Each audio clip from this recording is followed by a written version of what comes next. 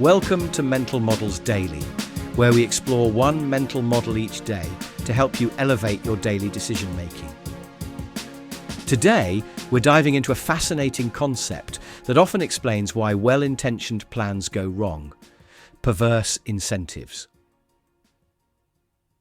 Perverse incentives occur when an attempt to solve a problem actually makes the problem worse due to the unintended behaviours the solution encourages. It's like trying to get rid of rats by offering a bounty for dead rats, only to discover people have started breeding rats to collect the reward, a real historical example from colonial Vietnam. This mental model teaches us to look beyond immediate solutions and consider how people might respond to the incentives we create.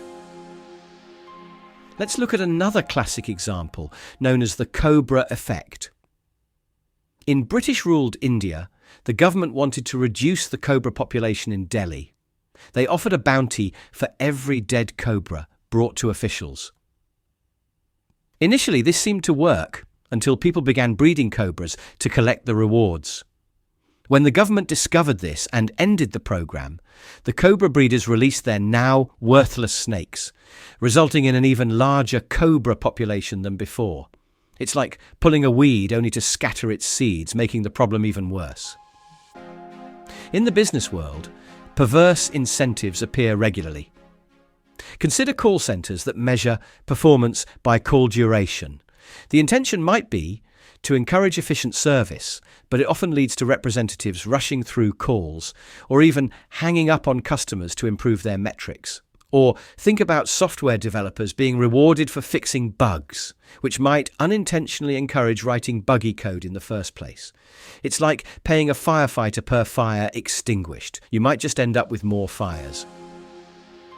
So, how can we apply this understanding of perverse incentives in our daily lives? Firstly, we can use it to design better systems and incentives. Whether you're a parent setting rules for your children, a manager creating team policies, or a community leader establishing guidelines, always ask, how might this be gamed? And what unintended behaviours might this encourage?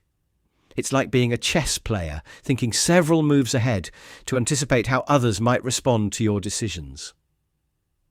Secondly, we can apply it to personal goal setting. If you set a goal to write 2,000 words per day, make sure the incentive doesn't lead to poor quality writing just to hit the number. Or if you're trying to exercise more, be careful not to create incentives that might lead to injury through overtraining.